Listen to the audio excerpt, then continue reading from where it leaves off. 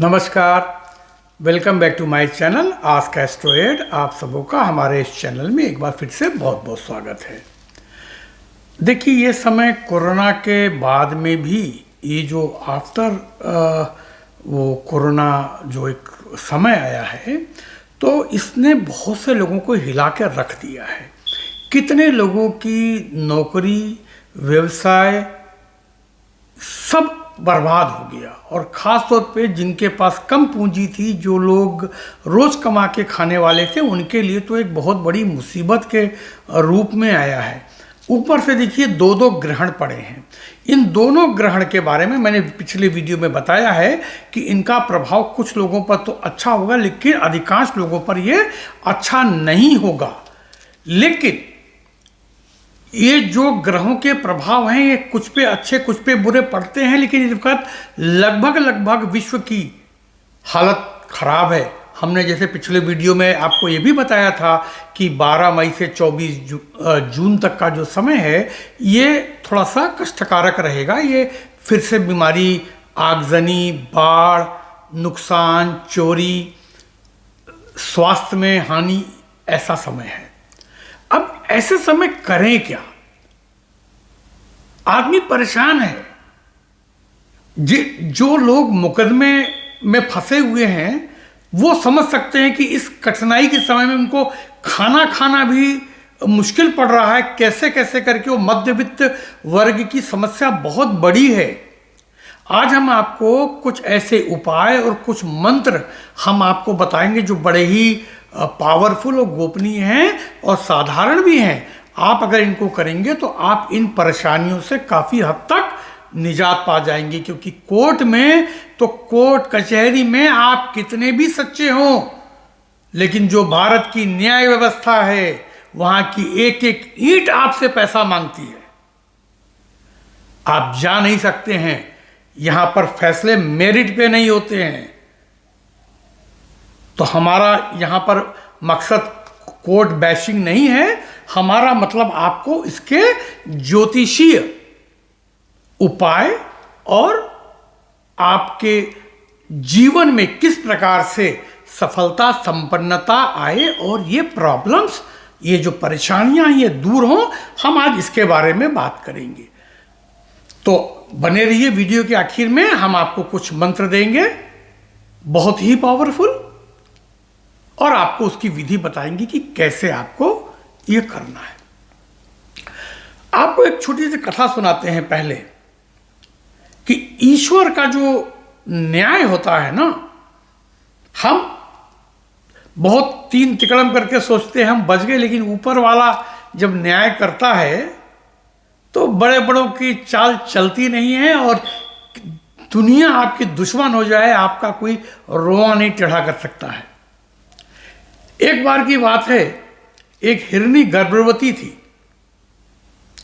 और उसको अपना प्रसव करना था।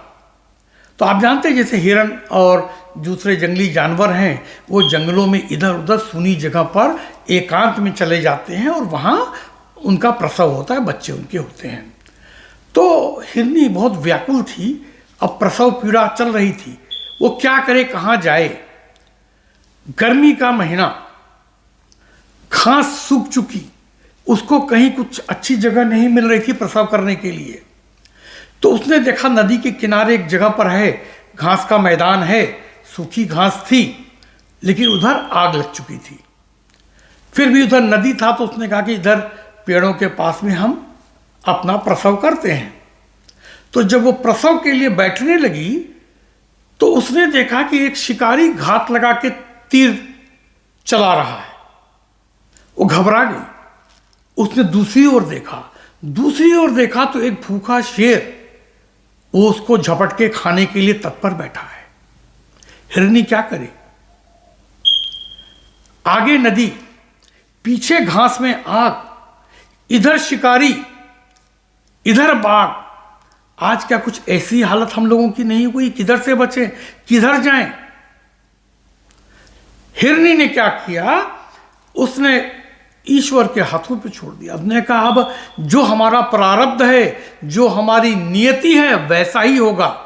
और कोई कुछ कर नहीं सकता।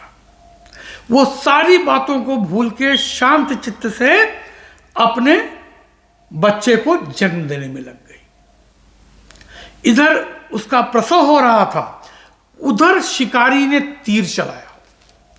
आसमान में बादल घुमड़ रहे थे, शिकारी ने तीर चलाया। ईश्वर की महिमा देखिए, बिजली कड़कती है, शिकारी की आंखों में कौंध पड़ती है, तीर बहक जाता है। तीर बहक के जाके शेर की आंखों में लगता है। शेर घबरा के इधर उधर फाड़ता है दर्द से मारे। शिकारी डर जाता है कि भाई घायल शेर को छोड़ा तो शेर ने तो नहीं छोड़ना है। शिकारी वहां से भाग जाता है। बिजली कड़की, पानी बरसा। पानी बरसा, जो पीछे आग लगी थी बुझ गई।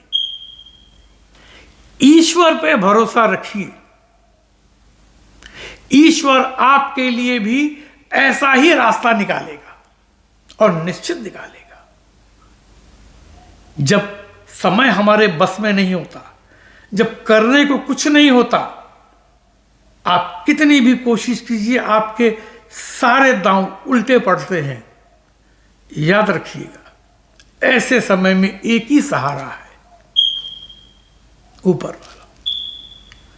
उसका नाम लेके, जो मैं आपको आगे बताता हूं मंत्र, अगर आप जाप करके छोड़ दें, विश्वास मानिएगा, मेरा दावा है आप जिस मुसीबत में भी फंसे होंगे आप बाहर निकल आएंगे। एटलीस्ट आपको इतना ब्रीदिंग स्पेस मिल जाएगा कि आप दोबारा प्रयत्न करके अगली उछाल करके आप उससे बाहर निकल जाएंगे। तो ये जो मंत्र है, इसका सही उच्चारण मैं आपको उसमें लिख के दे रहा हूं सरल भाषा में। आप इसको देख के करना क्या है, एक पान का पत्ता लीजिए, किसी भी शनिवार को या रविवार को, शनिवार को सैटरडे और रविवार संडे, किसी दिन जब भी आपको मौका लगे, एक सुपारी लीजिए साबुत। यह ध्यान रखना है सुपारी में कोई कीड़े काटने का छेद वेद नहीं हो।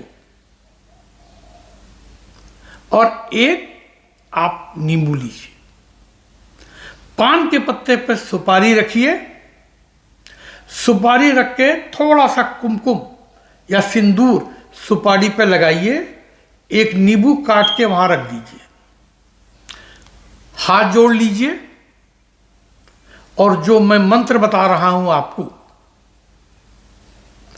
उस मंत्र का छोटा मंत्र है, 11 बार पढ़ लीजिए, 11 बार। उसके बाद उसको आप पान के पत्ते को, सुपारी को उसमें लपेटिए और कहीं भी नदी हो, तालाब हो, अगर आपके घर के आसपास नदी, नाला, तालाब, नाला माने गंदा नाला नहीं कि कानपुर निवासी समझें कि वो गंदा नाला में जाके डाल आए, वो नहीं। नाला का मतलब है जो छोटी नदियां, स्ट्रीम्स या क्रीक जो होती है, आप उसमें डाल सकते हैं। नहीं है तो किसी भी पेड़ों के झुरमुट में, अपने बगीचे में ही किसी पेड़ के झुरमुट में, गमले के नीचे आप डाल दीजिए और ये मंत्र 11 बार पढ़ने हैं। तो अलग अलग मंत्र मैं लिख दे रहा हूं किस चीज के लिए। तो जो आपको प्रॉब्लम, अगर आपको दोनों प्रॉब्लम है कि कोर्ट केस से रिलेटेड, मुकदमे से रिलेटेड और पारिवारिक संबंधों और आर्थिक समस्या से रिलेटेड, आप दोनों ही मंत्र एक साथ पढ़ सकते हैं, एक के बाद एक 11 बार। ये मंत्र पढ़िए, पढ़ करके आप हाथ जोड़ लीजिए और विश्वास मानिए, ऐसा आपको सिर्फ 3 सप्ताह करना है। पहली बार में ही आपके काम बनने शुरू हो जाएंगे। तो आप ये काम करके देखिए, आपका काम निश्चित बनेगा। ईश्वर आपके साथ में, परेशान मत होइए। आप इस सारे झमेले से बाहर निकलेंगे और फिर से आपकी रोजी रोटी, कार बार, ये छोटा सा उपाय आपको दिला देगा। तो इसको जरूर कीजिए। हाँ, एक चीज और कि जो पति पत्नी के रिलेशन हैं उनमें भी इस वक्त थोड़ा तनाव अगर आ गया है, क्योंकि घर में बैठे रहेंगे सारा समय लॉकडाउन में, तो ये नोक झोंक स्वाभाविक है, होता है, थोड़ी बढ़ सकती है।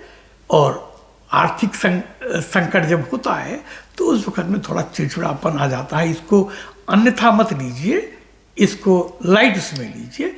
ये 3 मंत्र मैं आपको दे रहा हूं, इन तीनों को आप इस्तेमाल कीजिए, आप इससे निकल जाएंगे।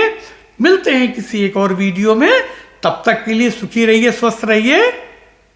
नमस्कार।